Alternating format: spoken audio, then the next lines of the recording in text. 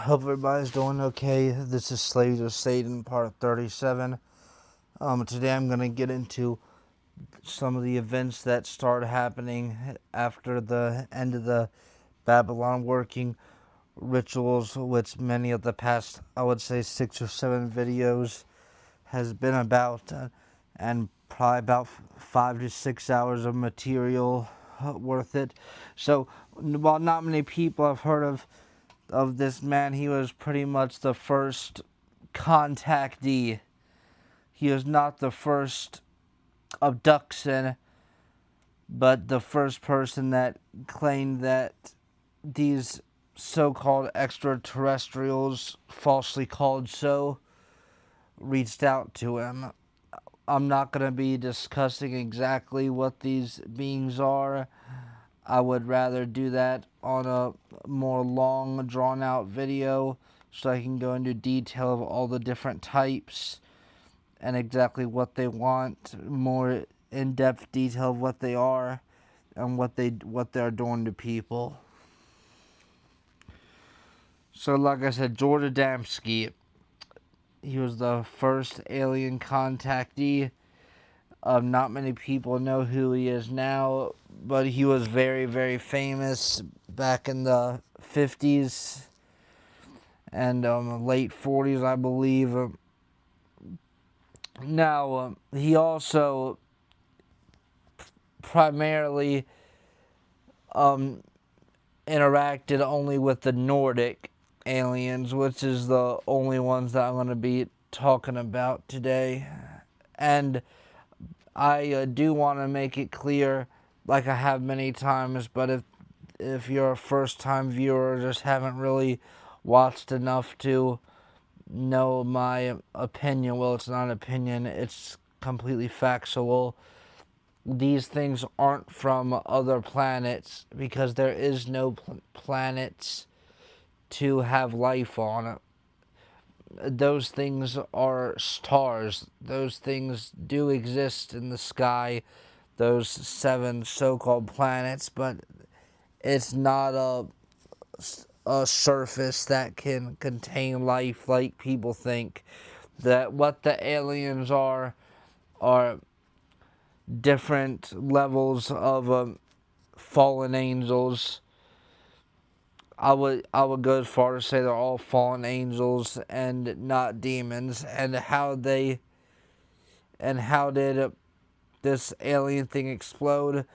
If you did not watch the last couple sets of videos through the works of Aleister Crowley, Jack Parsons, and L. Ron Hubbard, they did something called the Babylon working ritual, and it was modeled after Crowley's Amalantra working ritual from 1917 that he did with Roddy Minor in New York City. And this was done out in the desert, and this went on for 2 years until it completely ripped open a hole in space and time. And Jack Parsons made it very clear in his writings that he had never closed the door. So that's why there was an explosion in these sightings after 47. Now, some of them did come into the world slightly there was some signs before that, but very, very, very rarely. Okay. Now, not only did he claim to meet these Nordic aliens, he claimed to travel on the ships with them. He wrote 4 books: Pioneers of Space, a Trip to the Moon, Mars, and Venus, The Flying Saucers Have Landed, Inside the Spaceships, and Cosmic Philosophy. He is a ufologist, he is an occultist, a theosophist, and a neo-theosophist. And here we go with the link. Like I say, usually all these people are linked to one of three things, or sometimes all three. They're linked to Theosophy, which is Helena Blavatsky's thing. They're linked to Aleister Crowley, or they're linked to the Freemasons or other similar societies.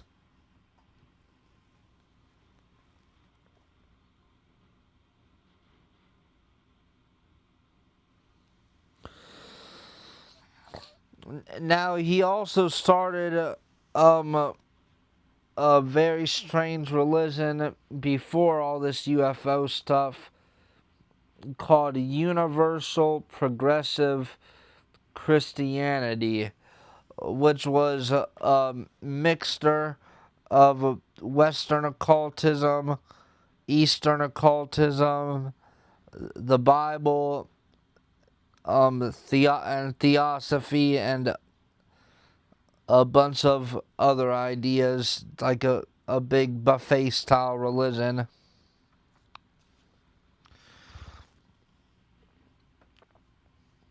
Then he started his own society called the Royal Order of Tibet. And while I don't know, because I couldn't really find an exact reason online, and I don't really think he spoke of that in his books. The reason that I would say he called it the Royal Order of Tibet is because these theosophists are very obsessed with that area, because theosophists are well known for channeling these entities called the Ascended Masters. And the Ascended Masters are very high level fallen angels. They normally take the form of a human being, but you can tell that they're definitely not a standard man or woman. They look like us, but in a very perfected way that to most people would look creepy. Now, to these weirdos, these things that would normally look creepy to us looks appealing.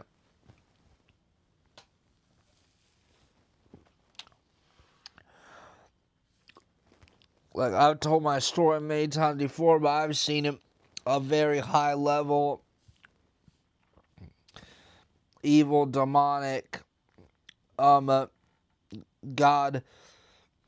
straight from the pantheon of the Egyptian gods and Anunnaki, and to me it was the most horrifying thing I've seen in my life. But to one of these satanic people, I could understand why they would think it would be beautiful while it was not ugly. It was absolutely horrifying. But back to this Tibet thing. So all of these Ascended Masters have told many high-ranking theosophists. I'm not gonna go through a bunch of names because I've done videos on a lot of them, and there will be more. They claim that they're basically hiding out in a place called Shambhala that's in the mountains of Tibet, and Hitler was very obsessed with this place. He used a gigantic amount of his resources to search for this place. Now there's rumors that Helena Blavatsky showed it to him, which I don't really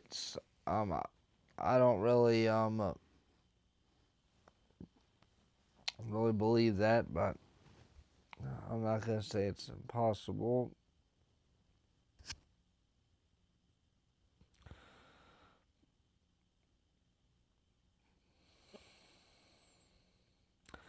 He was an astronomer not really surprising there.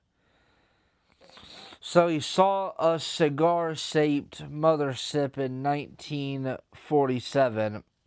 Now, what I want to mention about these cigar-shaped things, they're not new. The ancients before the flood certainly had this technology. Because, see, after the angels decided to fall, they could no longer bloop teleport across the world like they could when they were serving God. But they still had this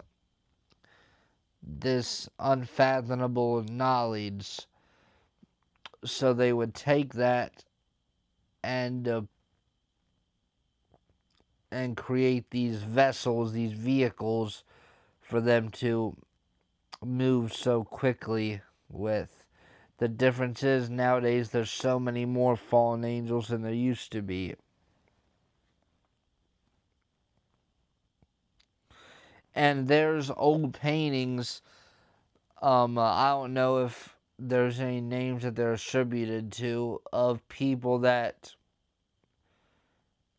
drew these cigar-shaped uh, things that look like spacecraft flying over the Jesus Christ during the crucifixion. So, but even back then, people knew that they was a thing. And there's a museum where they found these cigar-shaped spacecraft.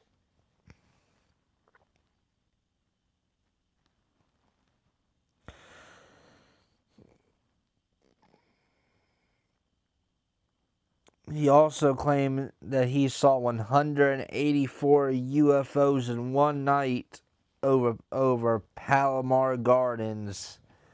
In November 1952, a spaceship landed and a Venetian called Orthon walked out. Now, in the ufology terms, a Venetian is a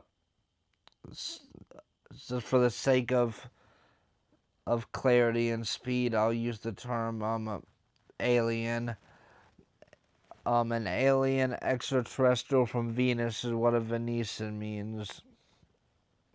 And if somebody thinks this stuff is just so far out, I tell people, just believe what these people say. Because stuff that sounds completely ridiculous years and years later ends up being proven completely true. But I'm not saying just to believe every single thing, but believe it with knowing the possibility that it could be a lie. But I would say during this era, when there really wouldn't be much to gain from lying, I would say that he probably was telling the truth. And back then, these lies were just too far out there. Now, Orthon communicated through telepathy. He didn't speak. He also used hand signs. Now, Orthon refused to be photographed. Now, Orthon warned of nuclear war. And George Adamski also claimed that he met aliens over 1,000 years old, which is completely reasonable considering that these fallen angels have been around down here since they got casted out.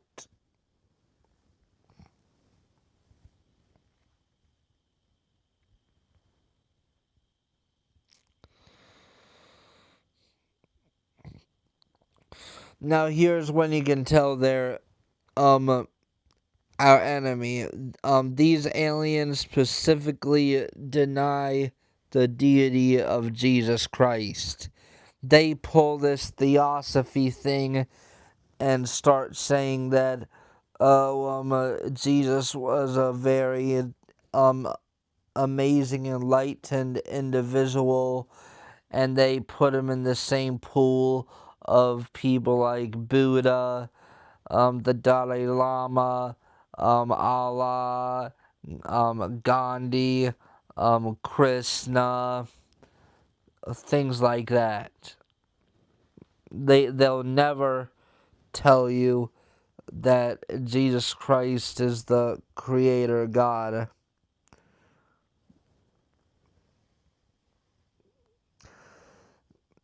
Now, this next part will let you know how many people take stuff like this seriously, and if they did not know that this existed, they would not give people like this the time of day. In 1962,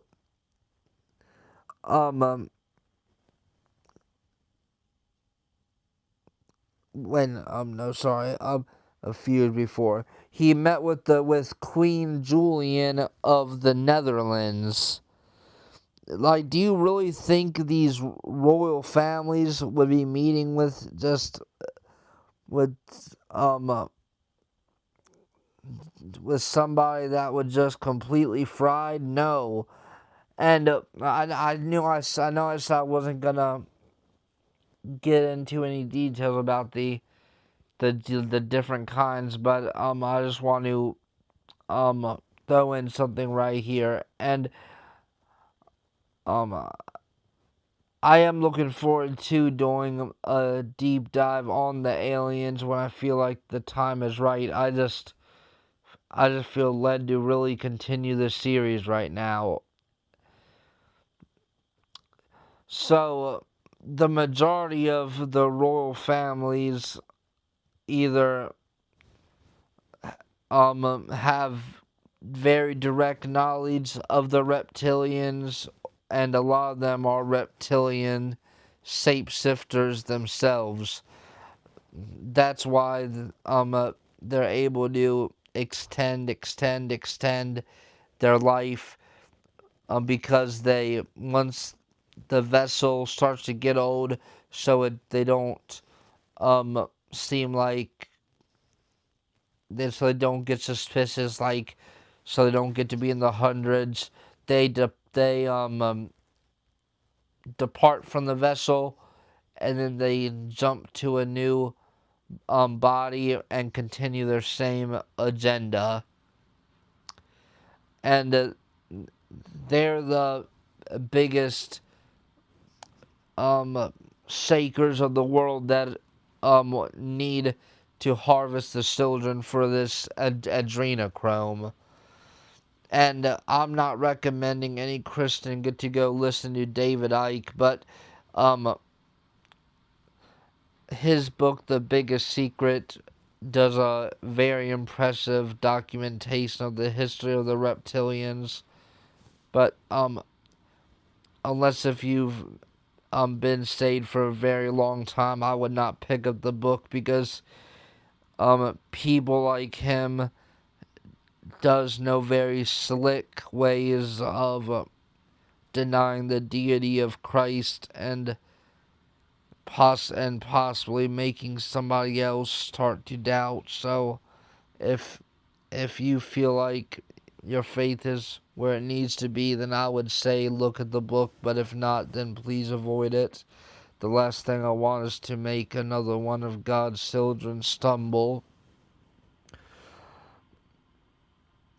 Now, in 1962, he claimed that he was attending a conference on Saturn.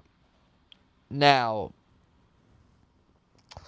the two things that I want to mention is first, you're probably wondering, well, how's he how's he getting in these ships and going across the different planets if you say these planets aren't what they say they are? Well, the answer is these beings, they know how the spirit world works perfectly. They they have access to so much forbidden knowledge. They know how to create unbelievable illusions. They know how to masquerade perfectly in the astral realm. Um, they know how to make the spirit world look completely wonderful. They know how to fake heaven. They even know how to show you fake visions of hell, and not just visions. They know how to make um the whole experience seem legit. The movement, um um uh, any scent, any like shaking that would be in a spacecraft. They know how to um fake. They're masters of illusion.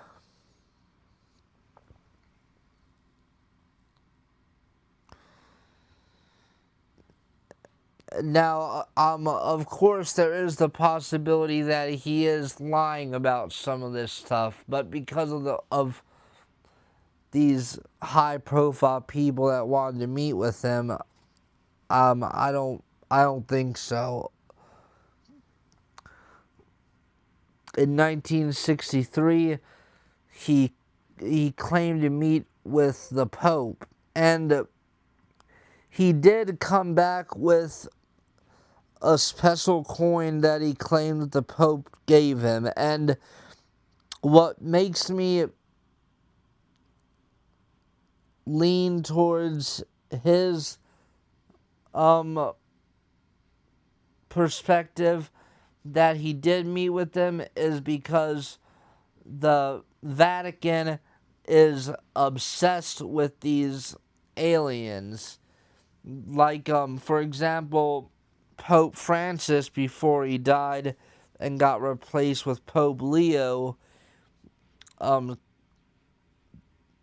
said out of his own mouth that he's ready to baptize the aliens when they come. Or I think he might have used the word Martians. Not that it really makes a difference. But yeah, he really said it. And also, if that's not enough, which I agree it's not, but this is enough. The Vatican has the most powerful telescope in the world, and it's called Lucifer. And of course, it's an acronym, but you can't use that as an excuse. They made the acronym so it turned to be Lucifer.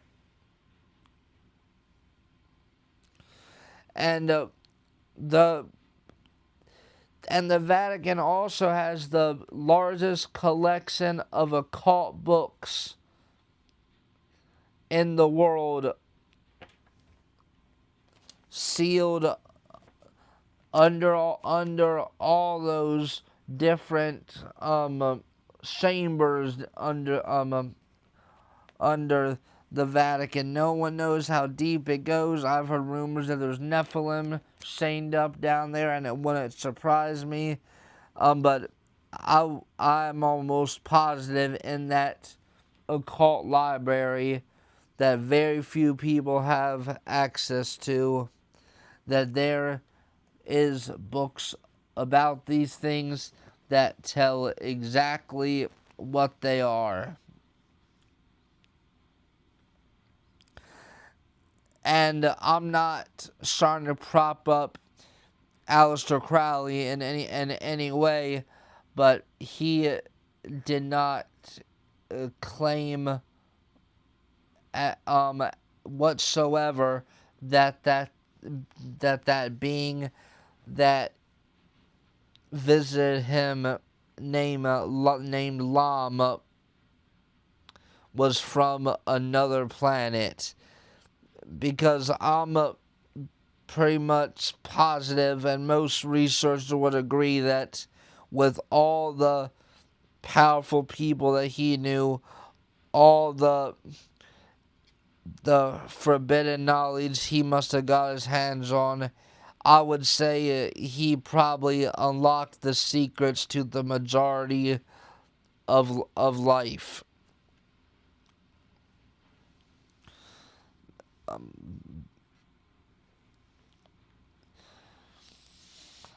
Now in night now a little bit after the supposed meeting with the Pope, George Adamski